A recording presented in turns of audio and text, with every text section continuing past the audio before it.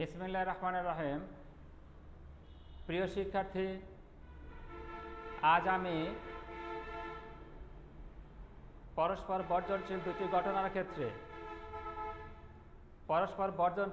ঘটনার ক্ষেত্রে সম্ভাবনার যোগসূত্র দেখাবো।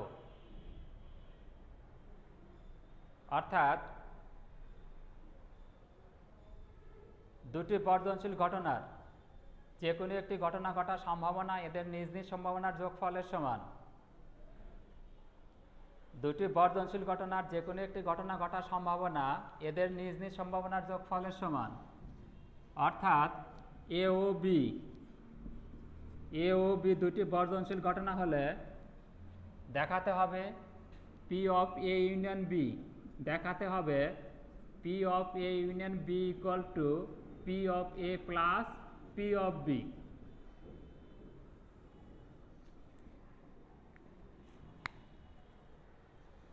দুটি বর্জনশীল ঘটনার যে কোনো একটি ঘটনা ঘটার সম্ভাবনা এদের নিজ নিজ সম্ভাবনার যোগফলের সমান। অর্থাৎ এ ও বি দুটি বর্জনশীল ঘটনা হলে দেখাতে হবে P of A union B equal to P of A plus P of B. ঠিক আছে শিক্ষার্থীরা, প্রমাণ দেখে প্রমাণটা কীভাবে করবো আমরা। এই প্রমাণটা করার জন্য আমরা ধরে নেব যে মনে করি এস নমুনা ক্ষেত্রের মধ্যে এ এবং বি দুটি বর্জনশীল ঘটনা। এস নমুনা ক্ষেত্রের মধ্যে এ এবং বি এ এবং বি দুইটি বর্জনশীল ঘটনা। এ ঘটনার অনুকূল নমুনা বিন্দুর সংখ্যা m1, বি ঘটনার অনুকূল নমুনা বিন্দুর সংখ্যা m2 এবং নমুনা ক্ষেত্রের মোট নমুনা বিন্দুর সংখ্যা n। ঠিক আছে শিক্ষার্থীরা, মনে করি এস নমুনা ক্ষেত্রের মধ্যে এ এবং বি দুইটি বর্জনশীল ঘটনা। নমুনা ক্ষেত্রের মোট নমুনা বিন্দুর সংখ্যা n, এ ঘটনার অনুকূল নমুনা বিন্দুর সংখ্যা m1, বি ঘটনার অনুকূল বিন্দুর সংখ্যা m2। ঠিক আছে শিক্ষার্থীরা, হ্যাঁ এবার দেখো সম্ভাবনা সংজ্ঞা অনুসারে p of A equal to কী হবে m1 ডিভাইড বাই n, অর্থাৎ এ ঘটনার অনুকূল নমুনা বিন্দুর সংখ্যা ডিভাইড বাই নমুনা ক্ষেত্রের মোট নমুনা বিন্দুর সংখ্যা, এবং P of B equal to B ঘটনার অনুকূল নমুনা বিন্দুর সংখ্যা ডিভাইড বাই নমুনা ক্ষেত্রের মোট নমুনা বিন্দুর সংখ্যা। অর্থাৎ P of A equal to m1 divide by n এবং P of B equal to m2 divide by n। যেহেতু এ এবং বি বর্জনশীল, এদের মধ্যে কোনো সাধারণ বিন্দু নেই। অতএব এ ইউনিয়ন বি এর অনুকূল নমুনা বিন্দুর সংখ্যা। তাহলে শিক্ষার্থীরা একটু খেয়াল করো যে এ ইউনিয়ন বি এর অনুকূল নমুনা বিন্দুর সংখ্যা কি হবে, যে এ ইউনিয়ন বি এর অনুকূল নমুনা বিন্দুর সংখ্যা হবে এ ঘটনার অনুকূল নমুনা বিন্দুর সংখ্যা যোগ বি ঘটনার অনুকূল নমুনা বিন্দুর সংখ্যা। যদি বর্জনশীল ঘটনা হয় তাহলে ইউনিয়ন করলে কি হবে, কমন কোনো বিন্দু থাকবে না, তাহলে আনকমন বিন্দু সবগুলাই একবার করে নিতে হবে। অর্থাৎ এ ঘটনার মধ্যে যতগুলা বিন্দু থাকবে এবং বি ঘটনার মধ্যে যতগুলা বিন্দু থাকবে সবগুলা বিন্দুই কি হবে, এ ইউনিয়ন বি এর অনুকূল নমুনা বিন্দুর সংখ্যা হবে। তাহলে দেখো যে এ ইউনিয়ন বি এর অনুকূল নমুনা বিন্দুর সংখ্যা ইকুয়াল টু কত হবে, যে এ এর অনুকূল নমুনা বিন্দুর সংখ্যা যোগ হবে বি এর অনুকূল নমুনা বিন্দুর সংখ্যা। ঠিক আছে শিক্ষার্থীরা, অর্থাৎ এর মধ্যে যে কটা বিন্দু আছে তার সঙ্গে যোগ হবে কোনটা, বির মধ্যের বিন্দু সংখ্যা, অথবা এর অনুকূল নমুনা বিন্দুর সংখ্যা যোগ হবে বি এর অনুকূল নমুনা বিন্দুর সংখ্যা। অতএব এ ইউনিয়ন বি এর অনুকূল নমুনা বিন্দুর সংখ্যা হবে কি m1 প্লাস m2। এর অনুকূল নমুনা বিন্দুর সংখ্যা হবে m1 প্লাস m2। তাহলে সম্ভাবনা সংজ্ঞা অনুসারে আমরা কি লিখতে পারি, আমরা লিখতে পারি পি অফ এ ইউনিয়ন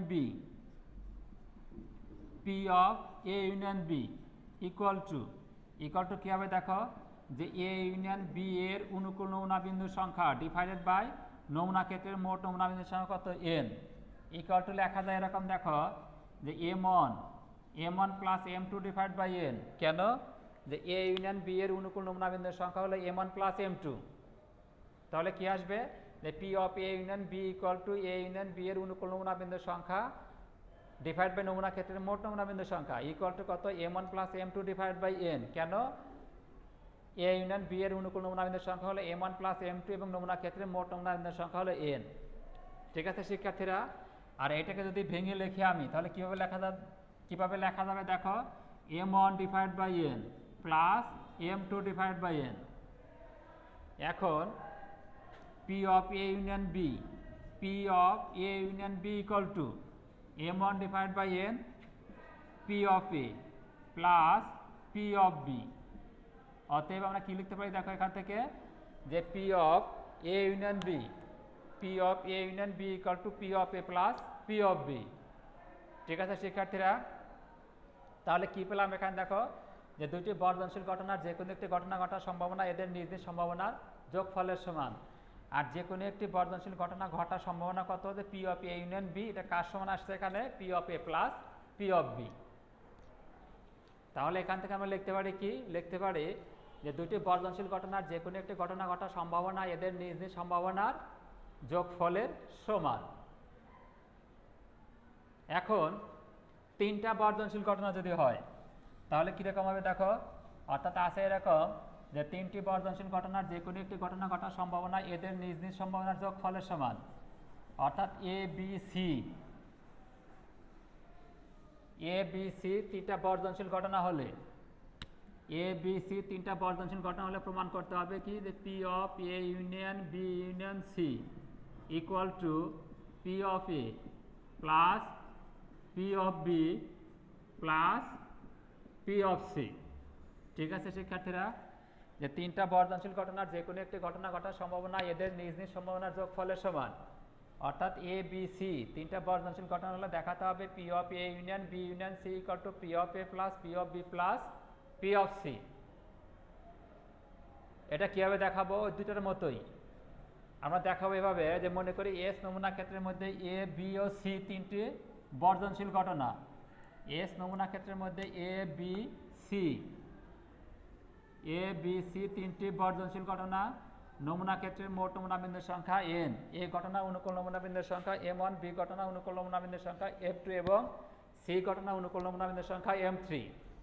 তাহলে সম্ভাবনা সংগ্রহের সময় লিখতে পারি P of A equal to m1 divide by n, P of B equal to m2 divide by n এবং P of C equal to m3 divide by n। ঠিক আছে শিক্ষার্থীরা, এখন যেহেতু এ বি সি বর্ধনশীল এদের মধ্যে কোনো সাধারণ বিন্দু নেই, অতএব আমরা কি লিখতে পারি দেখো যে A union B union C এর অনুকূল নমুনা বিন্দুর সংখ্যা কি হবে যে এ ঘটনা অনুকূল নমুনা বিন্দুর সংখ্যা যোগ বি ঘটনা অনুকূল নমুনা বিন্দুর সংখ্যা যোগ সি ঘটনা অনুকূল নমুনা বিন্দুর সংখ্যা। অতএব A union B union C এর অনুকূল নমুনা বিন্দুর সংখ্যা equal to m1 plus m2 plus m3। এবং সম্ভাবনা সংজ্ঞার সামনে কি লিখতে পারি দেখো যে P of A union B union C equal to কত হবে A union B union C এর অনুকূল নমুনা বিন্দুর সংখ্যা ডিভাইড বাই নমুনা ক্ষেত্রের মোট নমুনা বিন্দুর সংখ্যা equal to m1 plus m2 plus m3 divide by n equal to লেখা যায় ভাঙে এটা m1 divide by n plus m2 divide by n plus m3 divide by n। অতএব এখান থেকে আমরা লিখতে পারি দেখো যে P of A union B union C equal to P of A plus P of B plus P of C. ঠিক আছে শিক্ষার্থীরা, আজ আর নয়, আমার আগামী ক্লাস দেখার আমন্ত্রণ জানিয়ে আজকের ক্লাস আমি এখানে শেষ করছি। আল্লাহ হাফেজ।